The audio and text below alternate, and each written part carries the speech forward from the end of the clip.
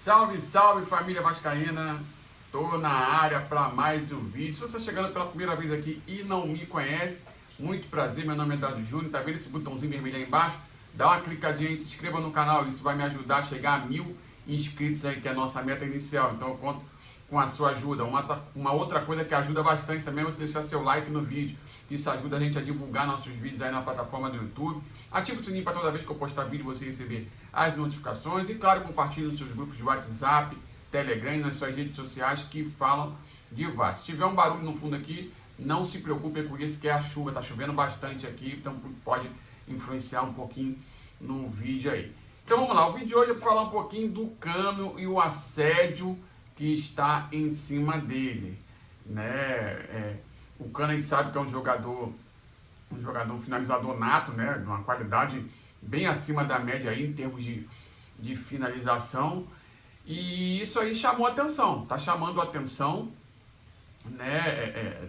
Dos outros clubes, natural, né? Assim como, por exemplo, se você pegar um jogador que está se destacando bastante aí em outros clubes, é natural a gente, poxa, queria ver esse cara no Vasco e tal. Então, assim, esse assédio é natural. O que me preocupa um pouquinho é em relação ao contrato dele, que o contrato dele é até o final do ano, né? O contrato dele é até o final do ano, lembrando que ele veio, por exemplo, para o Vasco de graça, né? Ele estava no Independente Medellín e lá ele também não renovou o contrato lá e preferiu sair de graça. De repente, será que isso vai acontecer no Vasco também? O Vasco a gente sabe que está com muita dificuldade de pagar em dia, né? Atrasa salário demais, né? O salário que o Vasco paga a ele, provavelmente outros clubes ofereceram muito mais para ele, só que ele não saiu porque ele tem contrato.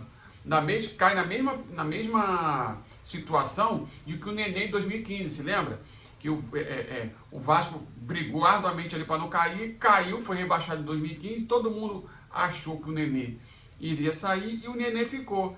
Aí, na minha humilde opinião, o Nenê ficou porque, eu gostei do Vasco. Não, porque naquele momento ali, o presidente na época, Eurico Miranda, fez um contrato longo com ele, né? E o Nenê, com uma idade, acho que na época tinha 34 anos, né? Para ele sair tendo o contrato, os outros clubes têm que pagar. Como ele foi um dos principais jogadores do time, né? Naquela época, né? O Vasco não ia liberar de graça o Nenê. E quem que estaria disposto a pagar um valor de multa rescisória para um jogador de 34 anos? Né? A mesma coisa do Cano agora. O Cano tem contrato até o final desse ano. Por mais que nesse momento os times façam sondagem, né, para ver questão de salário, esse tipo de coisa, precisa se acertar com o Vasco.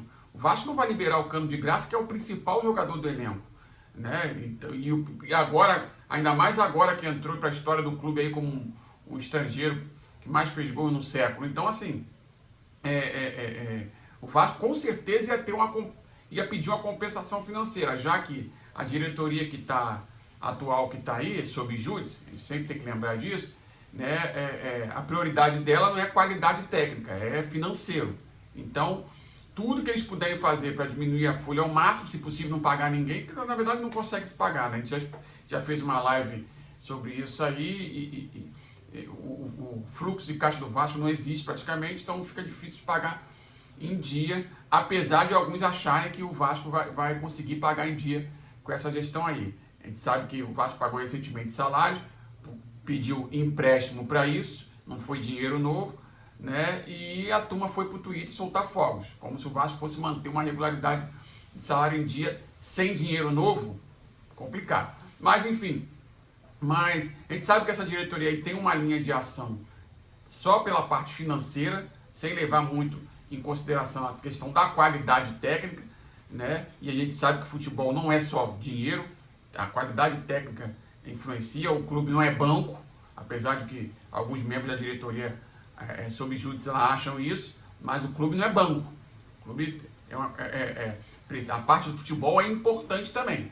Vamos ver como vão fazer. Então está causando uma preocupação aí nesse assédio, né? O fato dele ser o principal jogador do time e até agora a gente não ouviu nada a respeito de renovação de contrato. Claro que uma outra linha de ação que a gente percebe é que essa diretoria que está lá sob júdice, ela trabalha no silêncio, né? Antes falava em transparência, agora todo mundo muda, ninguém informa nada. Então, o que pode tá acontecendo é assim, já terem negociado com ele, né, essa questão de renovação de contrato e marcaram para um momento oportuno, mais para frente, lá quando estiver chegando no meio do ano, quando estiver faltando 6 meses apenas para ele expirar o contrato, né, mas lá para frente, porque assim, o clube está com dificuldade de pagar salário, a gente precisa entender isso também. O clube está com dificuldade de pagar salário, certo? Então assim, vamos dar um exemplo aqui, digamos que o Cano ganhe 200 mil reais. Se o Vasco não está conseguindo pagar salário e ele tem contrato até o final do ano, né? Se o Vasco renovar o contrato agora do Cano, vai ter que valorizar ele, né? Porque ele foi o principal jogador, é o principal jogador do elenco de 2021 e foi o principal jogador do elenco de 2020. Se ele não tivesse no elenco de 2020, o Vasco caía na lanterna atrás do Botafogo. Então ele vai ter que ter uma valorização. Digamos que ele peça 300 mil mais o pagamento dos salários atrasados que ele tá lá com o Vasco lá. Seria interessante renovar agora, sendo que não se tem dinheiro para, por exemplo, cumprir essas possíveis exigências do Cano? Estou falando possíveis porque a gente não sabe se foi o que está rolando lá. Eu estou aqui apenas dando um exemplo, né? Então, como se não tem dinheiro para, primeiro, pagar os atrasados dele, segundo, de repente, se ele pedir luvas, dá luvas, e terceiro, da questão salarial, por exemplo, se ele ganhasse 200 mil e pediu 300, não se tem dinheiro agora. Então é melhor esperar, né? E ao longo desse tempo aí, trabalhar para poder minimizar os impactos financeiros, que eu acho muito difícil, como eu falei na minha live, né? Para poder lá na frente aí sim negociar o salário dele. Porque se renovar agora, já no próximo mês, aí vai pagar 200 mil, tem que pagar 300 mil, ou seja, vai aumentar o custo da folha de forma desnecessária, já que ele tem contrato. É uma linha de ação que a gente precisa seguir, né? O mais importante é a diretoria agir, porque tem que manter ele, porque é muito difícil hoje em dia achar um centroavante do nível dele, de tamanho rendimento em questões de finalização, tamanho e num excelente custo-benefício, que nem foi a contratação dele, que foi uma das poucas coisas que deram certo na gestão Campelo ali. Claro que teve alguns avanços ali em termos administrativos e de patrimônio, mas em termos da dívida, a dívida aumentou, o que já era esperado, né? Não tanto assim, mas já era esperado um aumento da dívida, até porque teve a questão da pandemia e a dívida aumentou para todo mundo. Então, assim, pelo menos da minha parte, eu já esperava que ia aumentar. Agora, mais de 100 milhões, né? Se bem que outros clubes também tiveram um aumento expressivo. Enfim, não vou entrar nesse mérito aí. Vamos torcer para ver que a diretoria tenha feito isso, né? Tenha já deixado alguma coisa alinhavada, né? E torcer para que ele não tenha chegado para a diretoria e falar assim, ó, eu não vou renovar o contrato, vou cumprir até o fim, depois eu vou estar livre e vou seguir minha vida. Tomara que ele não tenha falado isso. Até agora, pelas demonstrações, né, dele, em termos de entrevista, até as falas do próprio empresário falando que não tem nada, mas a gente sabe como é que é futebol, né? Sem falar não tem nada, daqui a pouco ó, o jogador se transfere para tal lugar.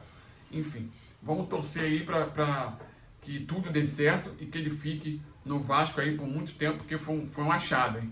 Foi um achado. Para a nossa situação financeira, foi um altíssimo custo-benefício.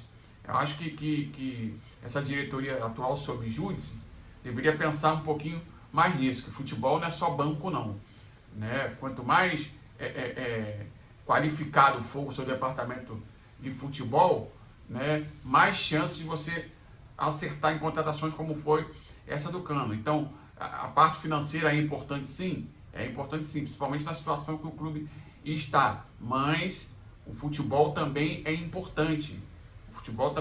Às vezes um pouquinho de ousadia, né, faz com que você tenha um retorno financeiro. O Cano é o maior exemplo disso, né? O Cano ele pediu luvas, se eu não me engano, e inclusive a galera que está no setor financeiro hoje não queria nem a contratação dele. É uma outra preocupação que chega até a aumentar a nossa preocupação, na verdade, né? Porque essa turma que está aí, que só pensa em dinheiro, em banco, né, não queria nem a contratação do Cano. Então, usaram isso como desculpa esfarrapada para poder abandonar a gestão e montar uma chapa que até 3 meses antes da eleição não se tinha nem candidato, enfim, né? O Campelo na época bancou, o cara pediu luvas, ele foi, tirou não sei da onde, pagou as luvas, o cara trouxe o cara e o cara já se pagou, ainda deu lucro pro clube. Porque quantas classificações ele deu pro Vasco aí, com o gol dele, por exemplo, que ele decidiu. Pois é, então assim, a diretoria atual sobre juros poderia ter um olhar mais clínico em relação a isso aí. Vamos torcer para que ele fique e aguardar o desenrolar dos acontecimentos. Esse foi o vídeo de hoje, espero que você tenha gostado. Se você gostou, peço mais uma vez que se inscreva no canal, deixe seu like no vídeo, ative o sininho para toda vez que eu postar vídeo você receber as notificações, vai passar na tela nas nossas redes sociais, se inscreve lá para a gente bater um papo, um abraço e até o próximo vídeo. Valeu!